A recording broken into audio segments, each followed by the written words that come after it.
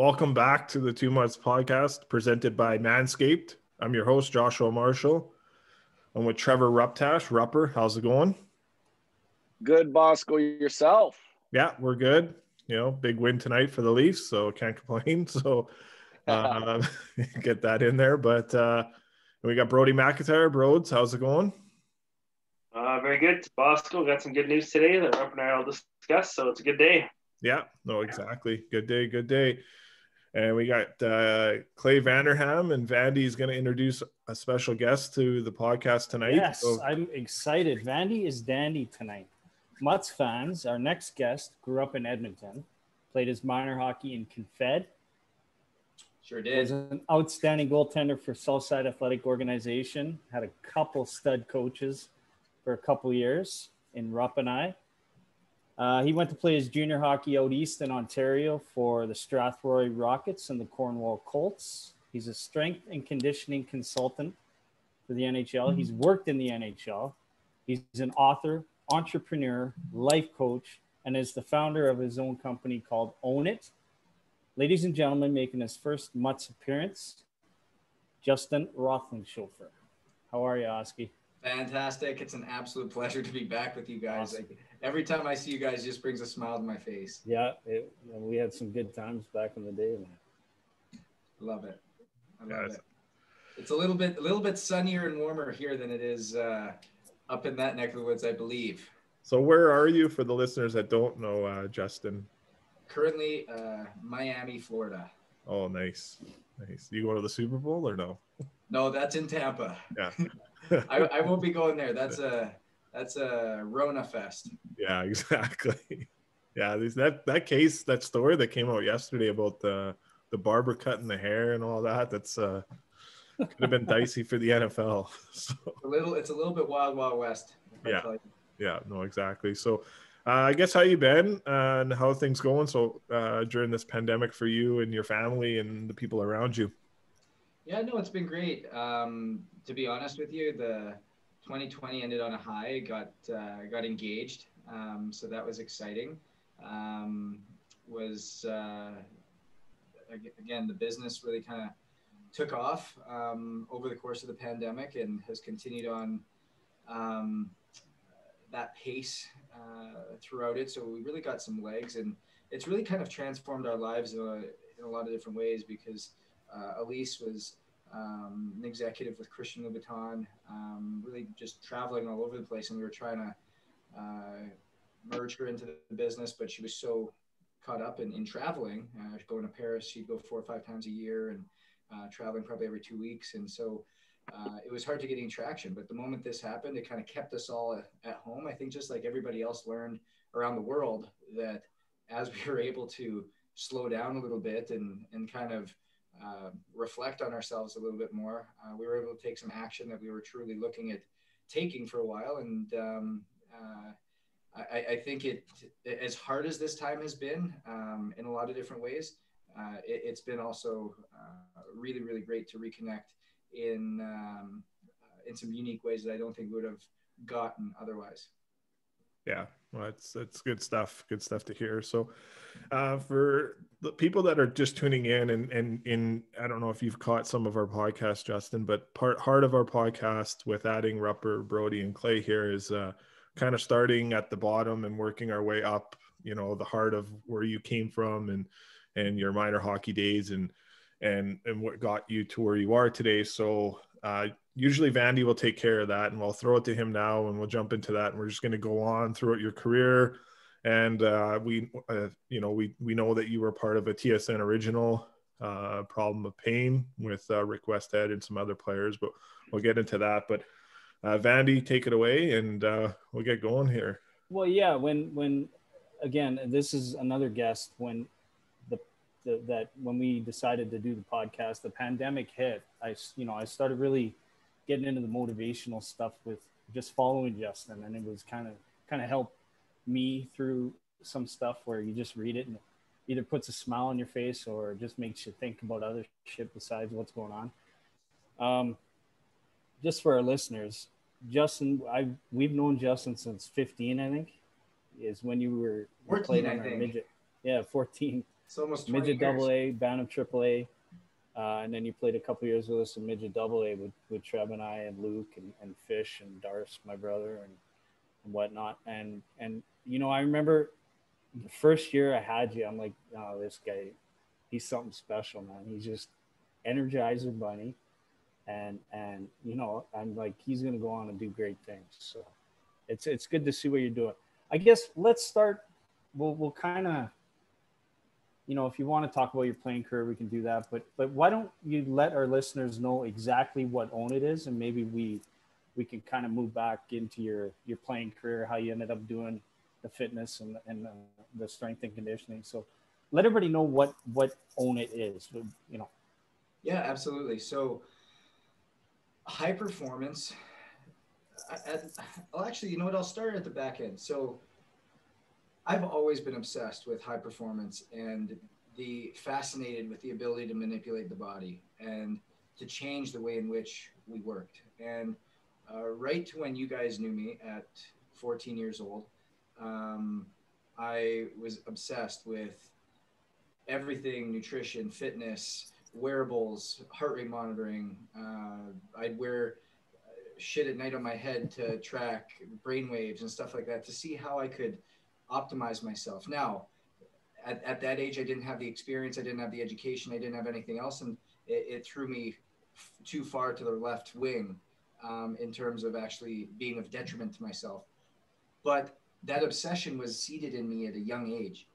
And as I went through my education, went and got my master's degree, started to take a couple doctor classes through sleep and recovery and performance science, I just fell more in love with it, and was fortunate enough to be a part of some national championship winning teams in the NCAA, men's basketball at Louisville, women's basketball at Louisville, going over to the NHL. And ultimately, I always knew that there was more that I could be doing, and always wanted to continue to evolve the human species, and from a performance side.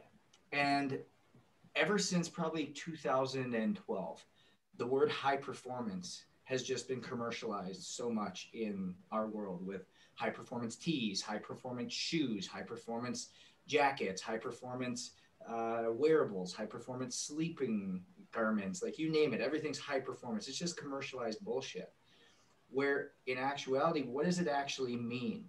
And so for me, I started to look at sleep and recovery as the number one things that could actually make us change, because every single one of us is a dime a dozen. Every single one of us. There's nothing special about any single one of us on here. But what makes us better than somebody else is our level of consistency, of discipline, of habits. And I bring it back to, if you want to be great at something, you can be. But you just need to decide that you're going to show up consistently day in and day out and do that over and over and over and over again. And what allows you to be more consistent than the other person? There's nothing that makes any single one of us be able to show up better. It's the fact that we've now decided to be consistent. We've decided to take whatever talent we have and develop that. I've got this saying that I say to everybody: it's talent gets you noticed, but consistency gets you paid. And that's the same in any field of play. And so as I realized that at a young age, for me, it was sleep and recovery. That is what allowed me to show up day in and day out with the energy that I could put out, that other guys would start to fall off. I wasn't the most talented kid, but my ability and consistency to show up day in and day out is what allowed me to go to the NCAA and play hockey at that level, and dress in some American League games and stuff like that before going on to my coaching career. That is what allowed me to get there. I had no business being there, but it was my ability to be consistent, my ability to show up, my ability to take the sleep, the recovery, and level myself up and bring the little bit of talent that I did to the next level and close that gap between the guys that would have been ahead of me. And that's the same with business now. And so coming out of the NHL, I knew that I wanted to help a larger amount of people. I knew I wanted to bring this to people at large. And so I took my education, my understanding of sleep and recovery, and called it outer energy.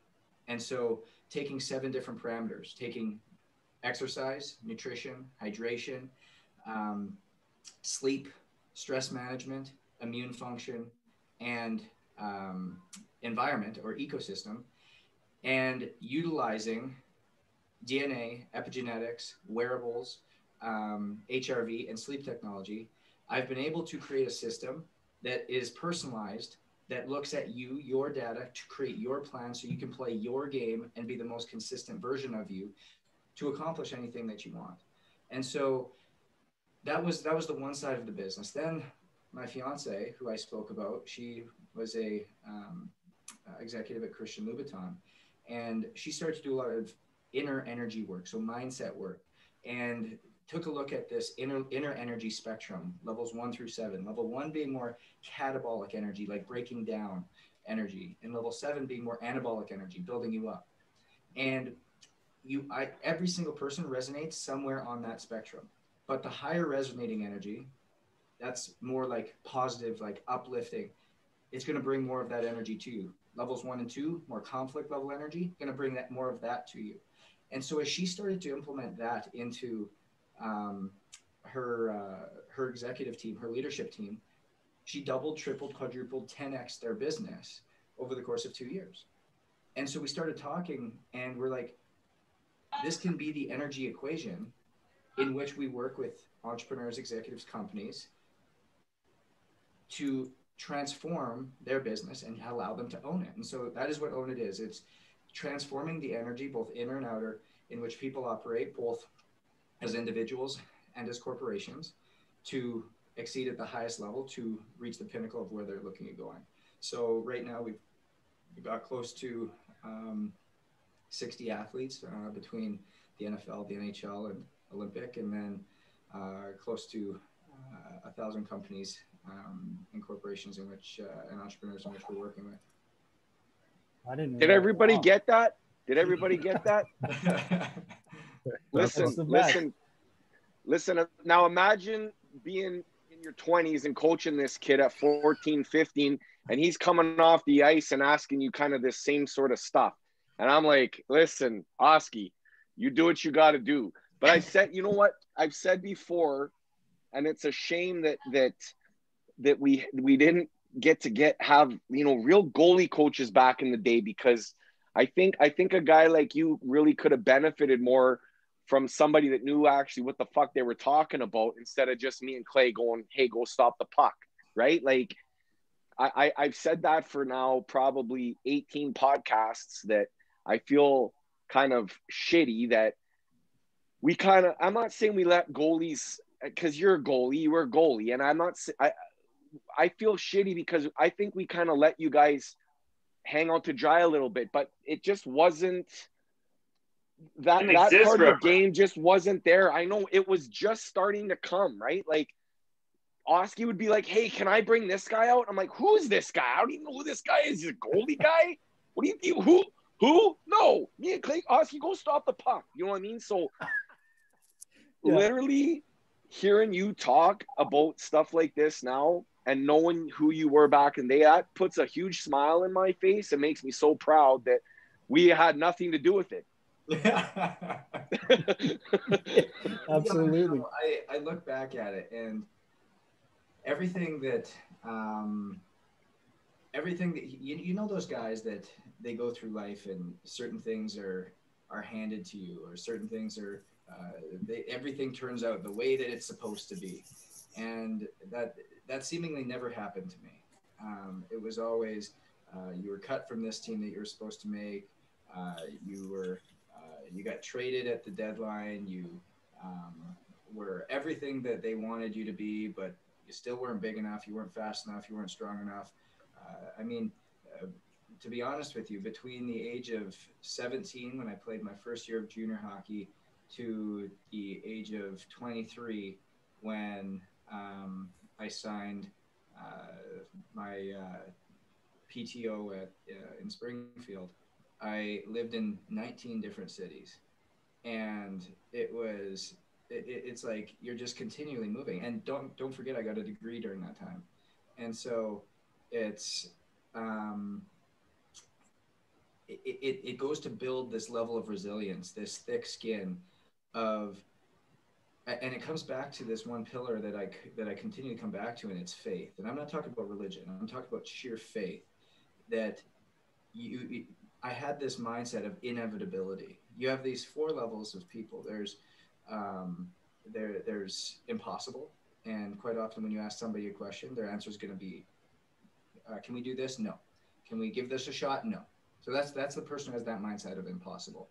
And then it's possible. So it's, can we do this? Well, maybe, but this is potentially what could go wrong. You kind of see it as a cup quarter full. And then you've got probable, where it's, yeah, that might happen. And then you've got inevitable, where you bring this obscure, wide, far out idea to you, and you're like, yeah, let's figure out how to make this fucking thing happen. And that's the mindset that I brought to everything. And lo and behold, I had some of the craziest shit happen to me. I mean, believe it or not, guys, I drove Joe Biden around for an entire day half a year ago, before he's the president of the United States. I drove him around New York City for an entire day. Joe Biden, I drove him around for an entire day. And now okay, hang on. How did this come about? So one of the executives that I was working with privately was running Joe Biden's campaign. And this is when Joe Biden is still trying to become the Democratic representative. And he calls me one afternoon. What, you got like bulletproof car? Like what, how do you? So get this. So he calls me, he goes, Justin, would you be able to get clearance in the United States, get through Secret Service, get clearance from the White House? I was like, what are you talking about? Like, it's a Wednesday, a Wednesday morning. I was like, what are you talking about? And he goes, would you be able to get clearance? I was like, probably. He goes, what are you doing tomorrow morning? I was like, I've got a couple like clients I've got to call and get set up. But he goes, can you cancel them? I was like, potentially. Why? What are you thinking? He goes, would you be able to drive around Vice President Biden? Because that's what they still called him. And I said, doesn't that guy have like Secret Service like looking after him? And they said, no, because he's not the candidate yet. Everybody's on their own. And I was like, sure. So anyways, he gives me an address. He goes, go pick up the car here. Meet us at New Jersey Penn Station. And we're going to go down to ABC Studios and do Good Morning America. I said, all right. So I went, wore a suit, went down, picked up the car. It's a big black Suburban, all tinted out. I pick it up. We drive down to Penn Station. It's all quiet. All of a sudden, up come about 25 police officers, dogs, and lo and behold, there's Joe Biden. He gets in the back of the car. We've got a brigade of about 8 of us. I'm the middle car and just following around. And lo and behold, we had the entire day. Was there when he signed the deal and made the agreement with Kamala Harris that she was going to be his running mate. Incredible. It was amazing. But it comes back to just like, these are the things that I just get into because you're just open and inevitable to anything and willing to go down any road and just say yes. And I yes, let's go, bring it on. Let's see what can happen. And it's the coolest thing of what kind of falls into your life. Why not you? That's the question I have. Why not you? And Joe Biden will be the next guest on the Too Much podcast. So Justin and Joe. Oh my God. That's awesome. Yeah. Well, that's a great story. Yeah, unbelievable, dude. Like that it just brings you back. Like I say, when I remember coaching you and meeting you, and I'm just this kid. First of all, you were a goalie, and you weren't the biggest goalie. You must have been 5'6", 5'7", and midget, if that. And he's got the attitude of the goalie, we say. You know, he's just eccentric, energetic, this, that, the other thing. And it's leading you into what you're doing now. And your attitude was always positive. And I just remember that. And I mean, I know your parents very well. I haven't talked to them in a long time, but I mean, your parents are unbelievable people. Like when Woody had his accident, Dave was the first one that your dad and Evelyn, your mom, were the first ones that said, we got to do something. Let's get something going. And it just, I mean, good. Unbelievable. I seen Dave, Oski, I seen your dad last year before this all kind of went to hell in a handbag at Terwilliger. There was Southside holding a tournament there. My nephew plays. Yeah. So my nephew plays Southside, and we show up, and one first shift in, he breaks his wrist, and my brother's all in a fucking panic and whining about this and whining about that. He's That's like, weird. A rougher would do that. Yeah. Only game you guys ever come to, you see one shift and he hurts himself. I was like, okay, Matt, relax. So I end up walking by the room in Terwilliger, and your dad's in there. He goes, hey, come on in here. And I gave him a big hug, and he just starts giving me like, people are like, well, who is this guy? He's like, relax. This guy's alumni. He's giving me hats, and he gave the kids pucks, and I'm signing game sheets all of a sudden. I'm like, what the hell is going on? It was unbelievable. Just like, I hadn't seen him probably in 10 to 15 years. And it's like, you know, we just got right back into it, but great family. And that's, I think, one of the things that I want the listeners to know about. You know, we talk about it all the time. And even Brody, when we're coaching, we're not always looking for, you know, the best players or, you know, the most skilled players. We're looking for families that aren't going to be lunatics in the crowd, that, you know, want to help out, that are going to support the team, support the kids, and support the coaches. And your family was that. And such a pleasure, you know, to see where you've, you know, kind of grown as a young man, dude. And it's humbling, and I'm very proud, man. I'm proud for you. Well, thank you. I appreciate that. And it's always nice. You look back on the way in which you grew up, and the morals and values that were instilled at a young age. I mean, I look around now, and I just am so fortunate that I grew up in that environment to be able to have that instilled and not have to go and learn it on my own. Were there ups and downs? Were there times where I hated it and wanted to kind of do your teenager, 20-year-old stuff and kind of go on that road? For sure, 100%. It's everybody's journey, but that you never forget the morals and values that were truly instilled in you at a young age, that still hold true and steadfast as you grow up and mature. So who are some of the guys, get back to your strength and conditioning, who are some of the guys that you worked with back in, if you can, you know, if you want to talk about them? I know you got some jerseys hanging behind you. And you know, what kind of stuff do you do for a team as a consultant, let's say? Yeah, absolutely. So kind of, I mean, everything really started to take off when I was in Miami, and working with guys like Jeff Zatkoff, Riley Smith, Alec Martinez, Austin Zarnik, Blake Coleman, Sean Corrali, Andy Mealy, Carter Camper, those types of guys, that Kiefer Sherwood. I kind of keep naming guys, but those were the guys in which we had a very strong team at Miami the years that I was there, and was always ahead of the times in what we were trying to do in player development. Was looking at HRV, looking at sleep recovery, looking at recovery curves, trying to predict incoming recruit performance numbers based on certain metrics that I could create algorithms for, that the scouting teams could go and use and help bring in, and really bring a science to what we were doing.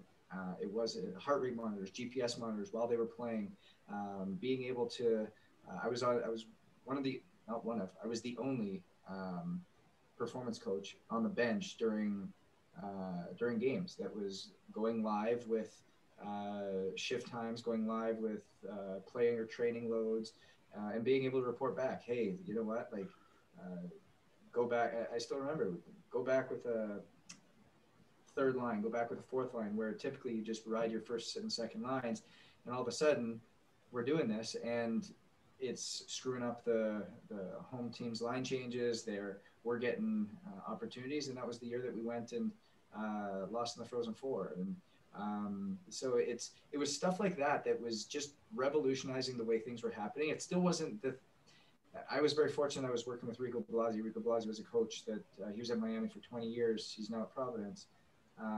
But I was fortunate that he gave me that opportunity to do that, because a lot of coaches were that forward thinking. So it allowed me to hone it there. And then from there, let me back up. Even prior to that, I had been in that space. And so went into Columbus and was working with the Blue Jackets and Kevin Collins. And again, development camp, everybody was on GPS heart rate monitors. I was doing all the algorithms. I was teaching these strength coaches, these 30, 40, 50-year-old strength coaches, what they were looking at as a 24-year-old kid, and really educating them on how do we use this? What can you be looking at? What does this matter? Sitting at the table with John Davidson saying, hey, this is what you're looking at with Ryan Murphy. This is what you're looking at with Cam Atkinson and all these guys that it was coming through. And then all of a sudden, I get this full-time gig at Miami, and it starts to work. It starts to make sense. And we started to do, I wrote a book. You're talking Miami, Ohio, the university, right? Yeah. Because right. you live in Miami, Florida now. I do, yes. It's confusing. And so just so the listeners know, it's Miami, Ohio University. Yes. Then did the same thing with the Washington Capitals. Went in and taught them how to use GPS and heart rate and what it meant, and different player analysis with it's called the 1080 sprint, basically looking at asymmetries between left and right power metrics, and the way in which you can utilize on ice analytics to change the way in which you train guys, change the way in which they sleep. And then when I went to Anaheim, it really became the whole shebang, running your own program, being able to sit there and say, okay, the way in which guys sleep, tracking deep sleep, slow wave sleep, circadian rhythms, REM sleep, melatonin cortisol cycles, when guys should wake up, when they should go to bed, how do we minimize jet lag? And okay, that's what is, sorry, I didn't mean to cut you off. What are all those, what do they mean? Yeah, so when you're falling asleep, when anybody falls asleep, we all sleep in 90-minute cycles. And so in those cycles, we have 4 stages. It's called light sleep, slow wave sleep, REM sleep, and awake phase. Those middle 2 phases, slow wave and REM, is actually where all the mental and physical restoration happens. And so if you look at it, what ends up happening is 90% of people will spend the majority of their time in light and wake sleep stages, meaning that they're not physically getting restorative quality sleep. They may be getting 7-8 hours, but they're not getting the quality that they need. And so what ends up happening is their melatonin cortisol cycles. Melatonin is that, obviously, that hormone that makes us drowsy, makes us sleepy, should be peaking at night. Whereas cortisol, which a lot of people think cortisol is that hormone that makes us fat, but it actually is what gives us energy. It should be peaking in the morning. But because of the way a lot of us function, we function under high stress situations, especially in sports. You're playing hockey and you're playing games until 8, 9, 10 o'clock at night, and you're wired at night, and then you're tired in the morning. So we call it tired and wired. And so it's inversed. And so scientifically, we need to change the way in which we're sleeping, change our cycles, without utilizing sleeping pills, alcohol, booze, these things that traditionally in the game would have just been thought of as no big deal. But at the end of but when you actually look back on it, they're not going to, we're basically just going to be pretending to be dead. We're not going through any deep cycles of sleep. We're not getting quality sleep. It's just pretty much just laying there with your eyes closed saying, we're one stage away from being 6 feet under. So that was the big thing in which I became, which it was really the recovery specialist, the guy, how do we optimize the way, like going back to the thing I talked about first, how do we become so consistent that we become the team that plays and wins on a daily basis? And after I left Anaheim, it was being able to now do that for a lot of guys on that private basis, where guys like Bobby Ryan, guys like Sean Corrali, Blake Coleman, guys in the NFL, guys in Major League Baseball, and it's been really cool to see the trend that things have started to take, where for so long you're ahead of your time, and now it goes. I'll give 2 examples. I was ahead of my time in that stuff, and now people are just getting into it, but I've got 10 years under my belt. It's the same thing as what Kobe Bryant would say, is I'm going to show up day in and day out consistently, and nobody's going to be better than me. Nobody is going to understand it better than me because I just have more hours doing it. And it's the same thing now. We've got people who are coming into the game and saying, oh, I understand how important this sleep stuff is. Great. I've been doing it for 20 years. I've been looking at the numbers for 20 years. I can tell you what's going on with my eyes closed. And being able to bring it all together now, and that it's coming into the wave, the greater technology that's now being developed, you're able to utilize it and piece it together to everything with, like I said, DNA, epigenetics, wearables, ELI assessments, all of these things, these tools that we can utilize to now create this very personalized system that creates change overnight in energy, that creates a more consistent, more focused, more attentive, more higher rate of decision making, both in a player and in a person in a leadership position. So anytime you ask, is that which kind of person would you want? We're going to choose that person any day of the week. Wow. It's fascinating. Yeah. Like I mean, you go back to your NHL, how, I guess my question would be, is NHL players, their hours are obviously, when they play, it might be the same or consistent, but you know, they're traveling, they're on a plane till 3-4 in the morning, they're getting into a hotel, that kind of thing. I guess I'm trying to understand, how do you get in, like, how do you is it their training, like, or are there other aspects to do it instead of just talking to them, or like, how does that work? Yeah, so it all comes back to numbers and quantifiable things. So on the back end, you are able to sit and educate them that we're coming into an era where even younger players, like we're talking 13, 14, 15, 16, 17-year-old kids, they've grown up with data, information. They've grown up with this in their hand. They now know. I pointed to a cell phone if you're listening to this. Nobody heard it drop. but they want to be educated. They want to know. They want to understand. And being able to teach people things is now what leads to that level of buy-in. It's no longer okay just to say, because I say so. It's no longer okay to just do this. Because you're going to get resistance and people are going to look at you sideways. But when they start to understand why they're doing something, when they understand the purpose to it, when they have numbers and quantifiable information and can put something tangible to a feeling that they have as well, such as, oh, this is why I'm waking up tired. This is why I'm not able to be as consistent. And I see the lack of quality sleep that I'm getting. And this is what you're telling me I need to do in order to create it and fix it. Perfect. I'm going to give it a try.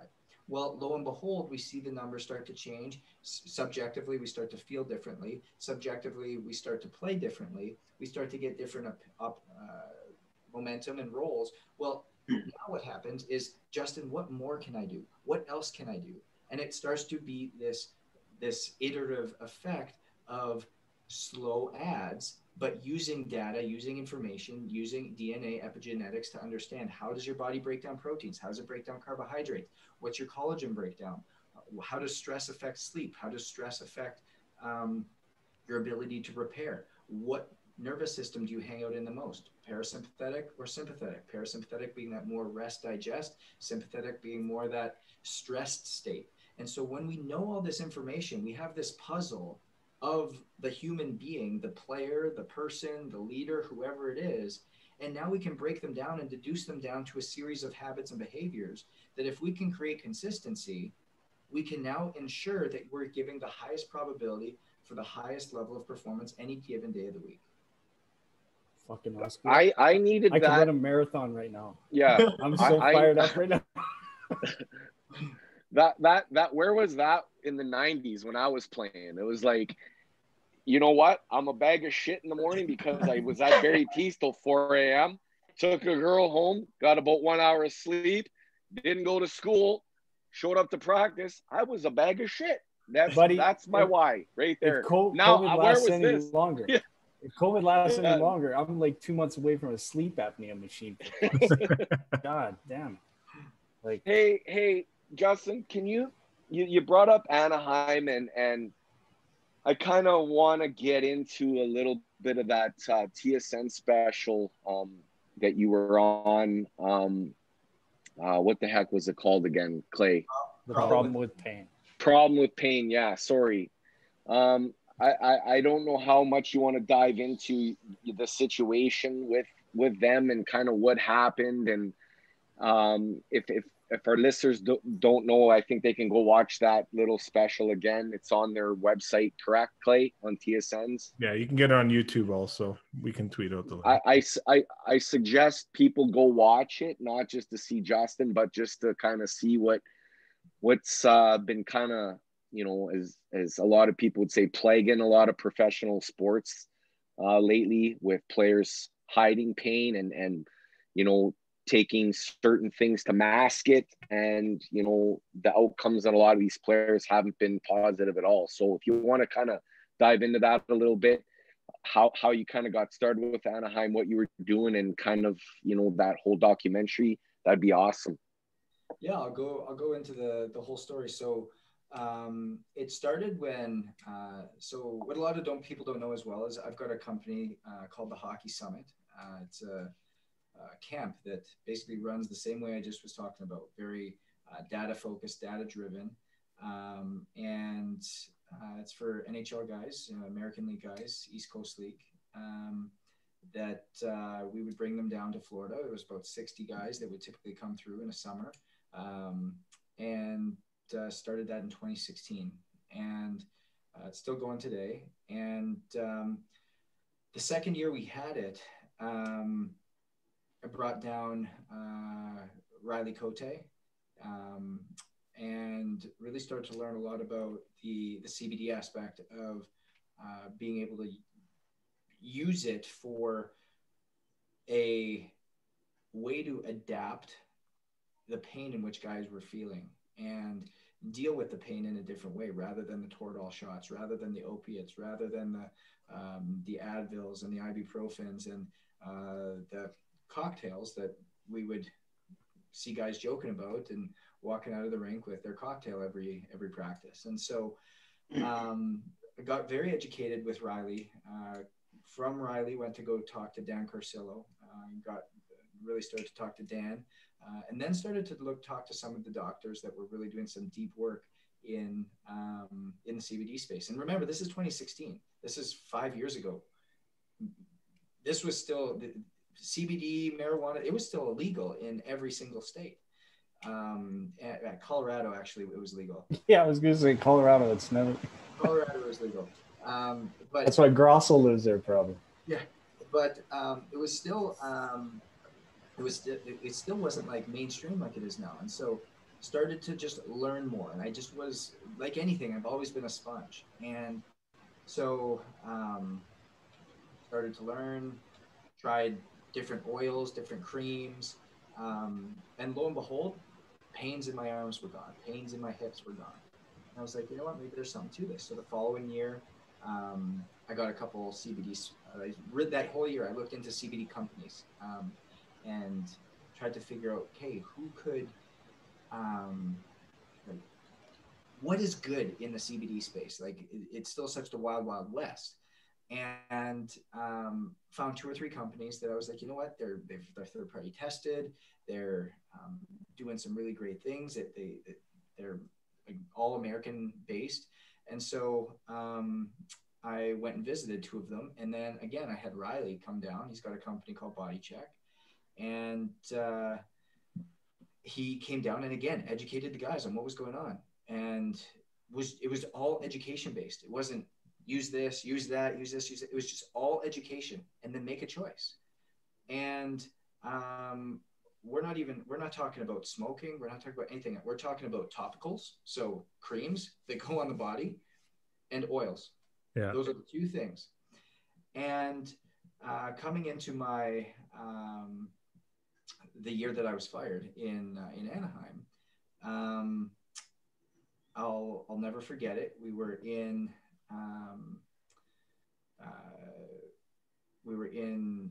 Stockton. I was down with San Diego, and I had some guys come up to me and say, "Hey, I've been taking," because now I've been creating this conversation. I've opened up conversation because people now know that I'm knowledgeable in it. So I had guys come to me and say, "Hey, Justin, I've been using this for a year and a half."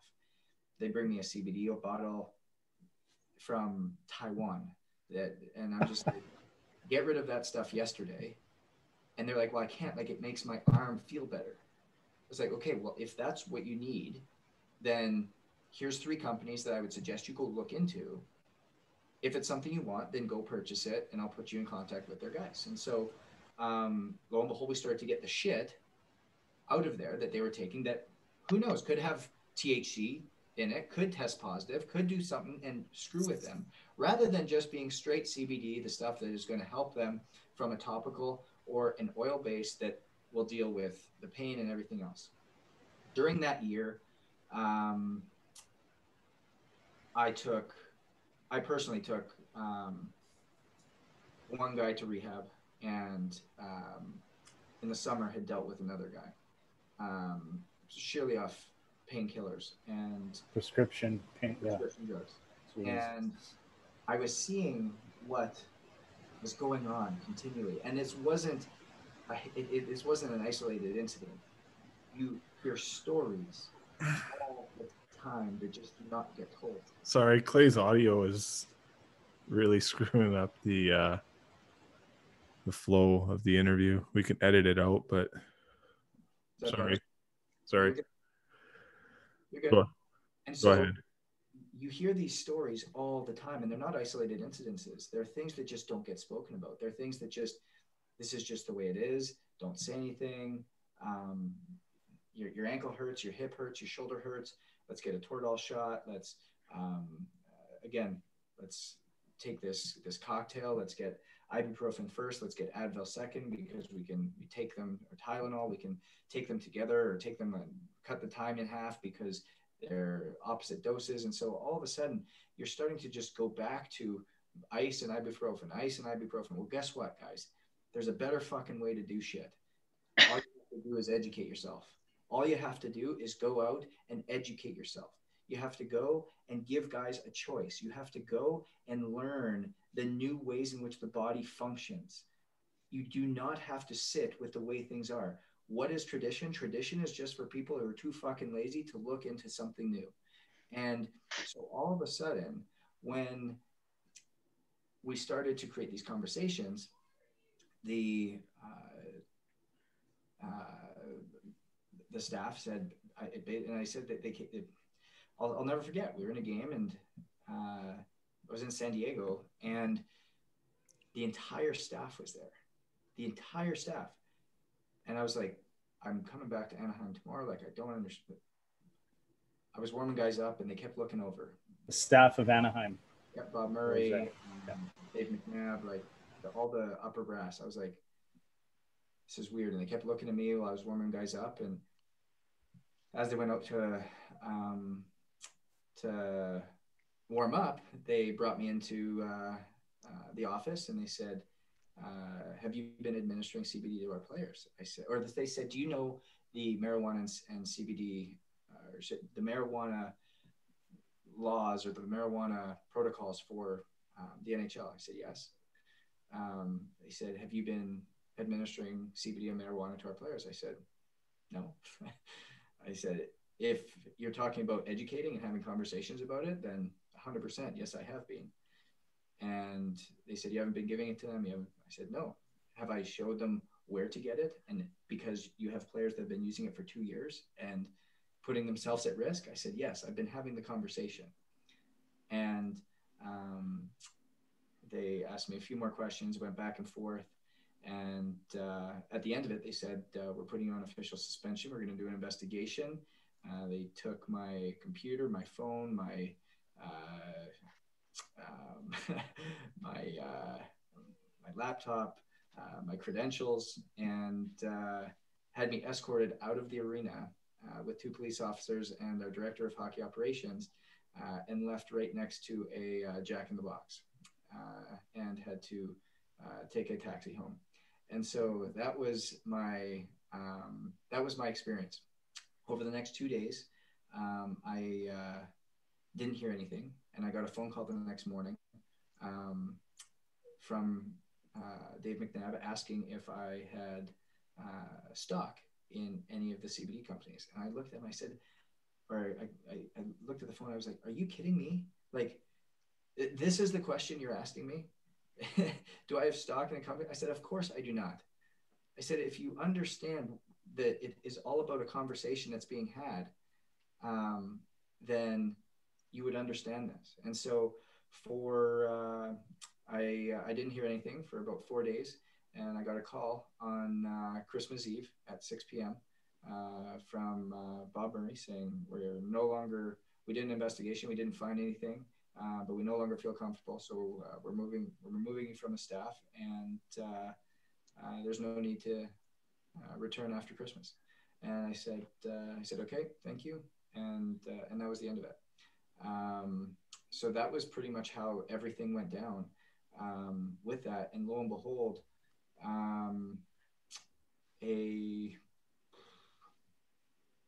5 months later, the NHL entered into a case study and test study of what CBD is doing to actually enhance retired players. And now it's something that is starting to be legalized within Major League Baseball. The NBA is no longer, the NFL is no longer testing for marijuana or CBD.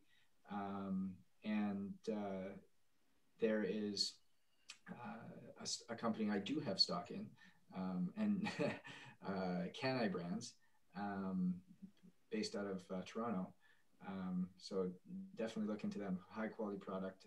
Andy O'Brien is a major player in that as well. He's, lo and behold, the performance scientist for the Pittsburgh Penguins, who was also a stockholder when I was fired, is involved in the company. Don't know where I was going with that, but but anyways, Can-I Brands, which is in 3/4 of NHL locker rooms now, whether the teams like to think it or not. It's making a big push for different ways in which players aid themselves in sleeping, aid themselves in coming down rather than using alcohol, sleeping drugs, opiates, painkillers. And why should we shun something that is pushing us forward and opening up a conversation that needs to be had? We look at sport and this manly game that shies away from having hard, tough conversations, but yet we pride ourselves in just being able to put somebody out there and not give a shit about what happens to them down the road, not care about their quality of life or livelihood after they're done. You can't put pucks in the net for me anymore. Okay, enjoy yourself. I'm not going to pay you. You're going to go, and whatever happens, happens. I mean, I feel terrible for you. You look at Ryan Kessler in the documentary. I mean, the guy's life is never the same. He has to. It's just you need to watch the documentary if you haven't watched it.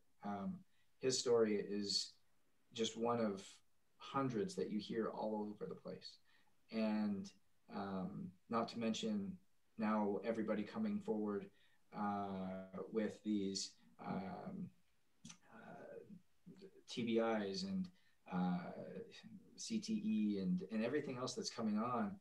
Is we're not asking ourselves the hard questions. We're not allowing ourselves to experiment and really dive into ways in which we're not trying to cheat. We're not trying to do things that are illegal. We're trying to protect the players that show up every single day to play a sport that everybody else can have fun and enjoy. That is what we're doing. And I said, well, we'll never forget when I was sitting across from them, I was asked, whose team are you on, the owners or the players? And I said, I thought we were on the same team. Yeah. And that was, I think, and then again, Powerful. Wow. if I was ever asked, somebody asked, would you do the same thing again? I said, 100%. I would always take the side of the player because that is who I work for. Hey, Justin, what do you think? Like, what, you're talking about 5 years ago, and if somebody comes to me and goes, okay, take this OxyContin or take this CBD, like today I would look at it and be like, it's a no-brainer. I'm taking the CBD. Why such the stigma against, CBD and marijuana back in the day like that? To me, that just, it makes zero sense. Is it because people aren't educated? And it's just the old, well, that worked for us before, or this worked for us before. Why change? If it's broke, why fix it? Yeah, it was the lack of education, the lack of knowledge. And I'm the first one to say it. I've never smoked anything in my life. I've never used marijuana. I've gone strictly, and there's a distinct line in the sand between CBD and marijuana. CBD has 0 psychoactive ingredients. It doesn't change your psychological state whatsoever. It is simply utilizing the plant-based system of cannabinoids that the body is naturally made up of, that helps to heal you at a greater rate and to reduce inflammation and everything else that's going on. And so when you start to get back to, again, the science and everything else in which the body works and how it works, and when you understand it and ask educated questions, you're going to get educated answers. But when you don't ask educated questions, you're going to get nothing. And when you don't get anything, you don't move forward. And so if there's a problem, which there was and there is, why are we not asking educated questions? Yeah, no, it's true. I mean, like Seth Jones is pretty vocal about it. I think he even owns a company now, and he was on Spit and Chicklets talking about it, about CBD oil, right? So, I mean, it's to be honest, it's something that,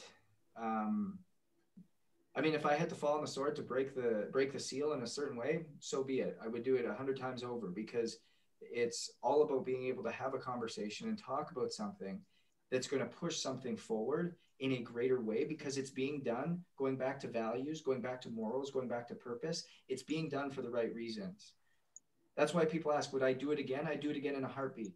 I do it again, absolutely in a heartbeat. Even if I knew I was going to lose my job, even if I knew I would have had to start from wherever I did, and even though I would have to get over a lot of things emotionally that I had to question and what I was doing, because I just gave up my dream job of what I had been going for and what my goal had been since I was 13 years old. Was I doing the right thing? 100%. I would do it all over again, because I knew I was doing the right thing. I could put my head on my pillow at night and sleep without a problem. And I still to this day, because I knew that I was doing it for the right reasons. And I knew that I wasn't going above and beyond or breaking rules in which then were in place. I was simply having a conversation and asking questions and asking educated questions, searching for educated answers that could thus push things forward in a direction that they needed to go. So when that happened, Justin, you want to go ahead, Rupper? No. Yeah.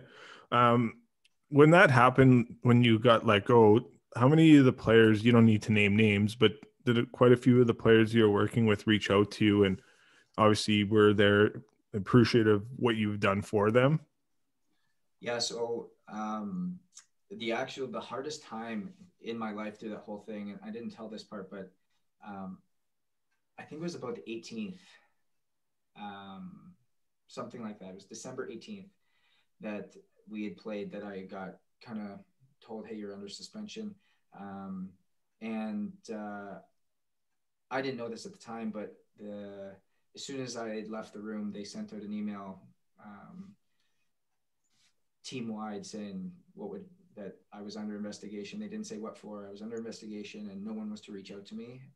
And if they did, they would be seen as a part of it. And so everyone's like, holy shit, like, what did he do? Who did he kill? Like, what's going on? And then they went in and told the players after. No one was allowed to reach out. And I was reached out to by somebody's wife. I won't say who.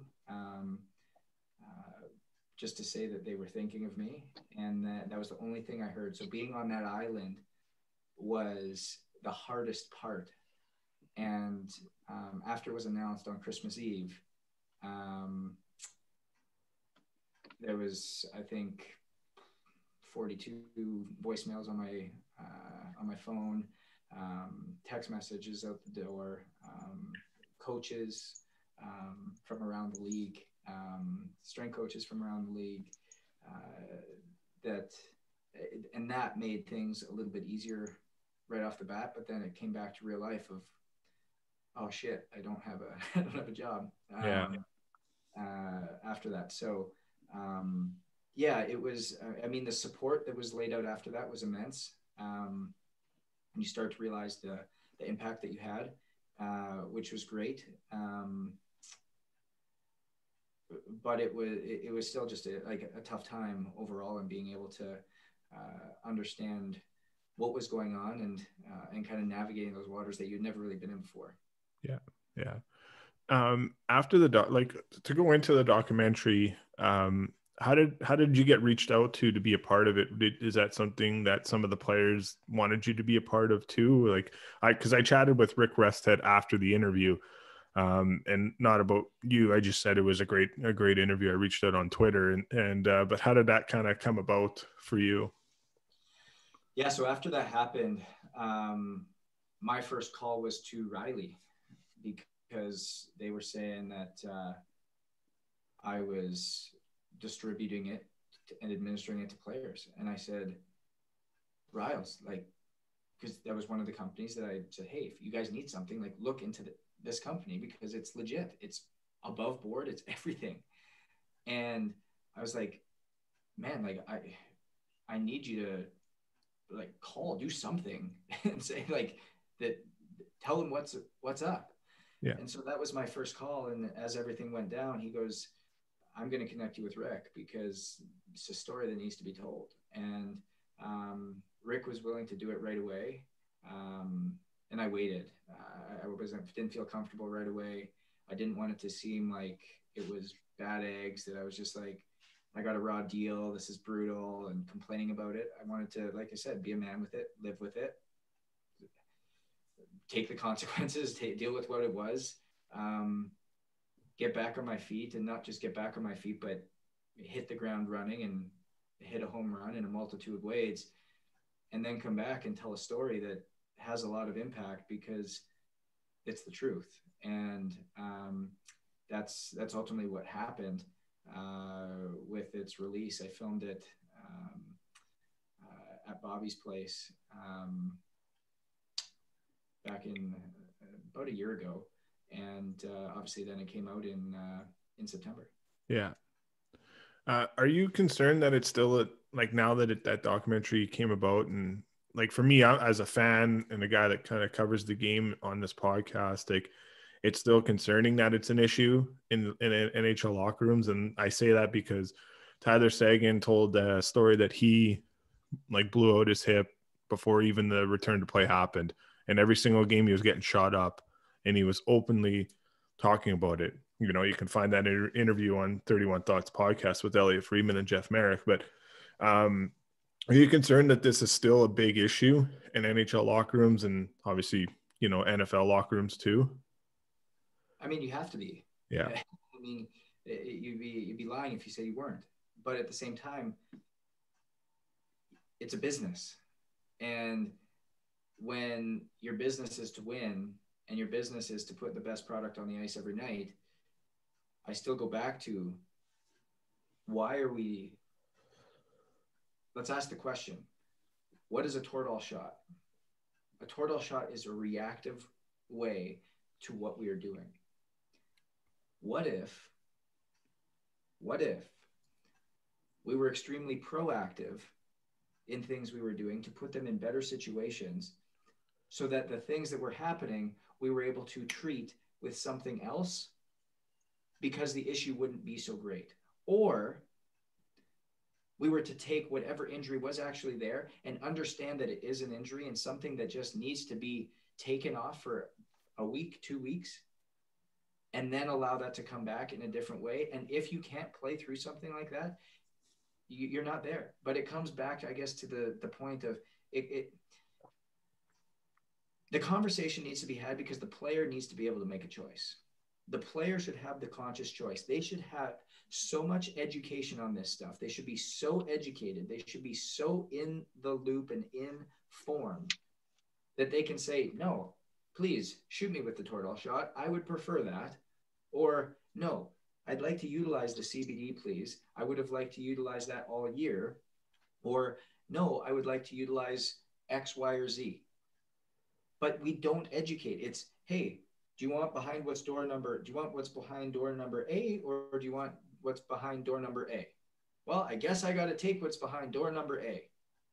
Yeah. And so it's the choice, it's the education, it's the conversation that we have that creates a better system. And don't get me started on the politics and the dollars and cents behind it, because guess who funds and sponsors a lot of these arenas and the official hospitals of Team X, Y, and Z?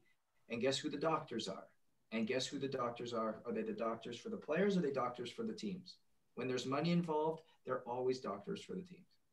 How's that conversation? What is the NHLPA doing about this then? Like, isn't that on them or on the players to educate themselves, or as an association to educate their players on this? I mean, that's not something I can necessarily talk about because I haven't been involved in it. So I don't want to misspeak. But I mean, it's definitely a conversation that they're having. I know just from chatting with some of the players, especially with everything they've gone through with this COVID stuff and coming back and playing in the bubbles and the way in which the PA was involved. Players are very heavily involved with the decisions that are going on that side of it. But I don't know how far the conversations have gone with all of this stuff the other direction. So I don't disagree with you. There needs to be a major push. There needs to be a major change, and the conversations need to be had. The conversations need to be had in open doors. It all comes back to, it comes down to dropping your ego, saying you just don't know. And it's okay not to know, but don't pretend to know. And then when something happens, go, oh shit, and try and cover it up with something else, because that's what's happening. Is we don't have all the information. The information that they have of what CBD and what all this is, oh, he's a pothead. Oh, he's the guy that was running with my boys in the 50s and 60s when could barely get out of bed and was eating Cheetos at night. Like that's what they see it as. Whereas Vandy, I see you there. But that's what it comes down to, is being able to educate yourself, drop your ego, show up, have a conversation that you may or may not like the outcome of, and then make your own decision, make your own judgment after you have the understanding. It's no different than we get into a lot of these other political conversations that are going on in pro sports. It comes down to being open to have conversations, open to be vulnerable, open to show that a true man that mans up and owns it, steps up and is willing to have the tough conversations face to face and be able to understand both the good, the bad, the ugly, take it how it is and deal with it and take actions on it. Yeah. Not hide behind what you think is the truth, not hide behind what you want to believe, but ask the questions that are going to make you have in-depth and quality conversation that will push things forward in a much better way. Yeah. One final one for me, and I don't know if these guys have any other questions after this one, but what are the conversations happening between the position that you're in as a strength, like helping out on what you were helping out with, and then the trainers on, what the trainers are giving them and the doctors are giving them? Like, are the trainers all in on this with the ownership and management and coaches? So to be honest with you, and I can only speak to where I've been. It was very, stay there, don't worry about it, don't ask any questions. Do your thing. And that, I think, was one of the biggest issues that I had, was you saw the massive gaps and holes that were going on. I would see guys coming in and having an issue that I knew needed a little bit more hands-on therapy or a little bit more hands-on treatment, that, hey, we could get you feeling a little bit better, but no, don't touch him, even though, hey, I'm a licensed massage therapist. I've got a master's degree in XPhys and more certifications than I know what to do with. But don't, you're licensed to do anything, but just don't touch him, because I've got him. That's my job. That's my territory. Yeah. Well, why is he still hurting? Why is he just sitting there with a bag of ice? Why are we not asking the questions of what are we doing to make them better? Why are we not asking this? Why are we okay with being average? If you're going to do anything, do it fucking great. Do it great. Because there's no room for average. And if we want to be average, then go somewhere else. And that, I think, is where we need to challenge ourselves to, if we're working with people, that if we're working with anybody, but if we're going to do something and we are going to, it comes back to, you want to succeed in anything, you don't need to be awesome. You don't need to be talented. You just need to be consistently great. Yeah. Very well said. Very well said. Fucking Oski, I'd run through a wall for you right now. I would. I'm so fired up. Yeah. Brody said he would tug you out. So. Well, look at his Instagram page. He's got like a 1924 pack, whatever. Oski, look, when I coach you, having a conversation with you now, I haven't seen you in a while, and when I remember, it clicked on me. You were at 15 smarter than I was at 24. I'm like, there's a reason why. But no, dude, what a pleasure to have you on. Your insight and your passion comes right through the screen, dude, and it's unbelievable. And I wish you all the best. I wish your family all the best. I miss Dave and Evelyn, seeing their smiling faces and whatnot. But yeah, it's been a treat. Oh, thank you, guys. I appreciate the time. It's always nice to chat and have these conversations, because again, you never know who's going to hear this, when they need to hear this. Yeah, that's right. At that point, it's truly what makes it impact. The fact that you're willing to have conversations, that you're willing to open doors, that you're willing to challenge the status quo, what creates change and what allows people to step up and get out of their shell and all of a sudden say, oh, I'm not the only one feeling this way. I'm not the only one questioning this. I'm not the only one not understanding how this is going on, and that I'm not alone. Because guess what? There's a lot of people out there that think they're alone in a lot of different situations, but you're not the only one. And if you find your tribe, you find those people asking the questions, asking the hard questions, asking the educated questions, you're going to find educated answers. Very well said. So Proud of you, brother. Keep doing what you're doing. all right. We'll finish up on that. Brody, Rupper, you guys got anything to add? I'm good. It was great seeing you again, buddy. Yep.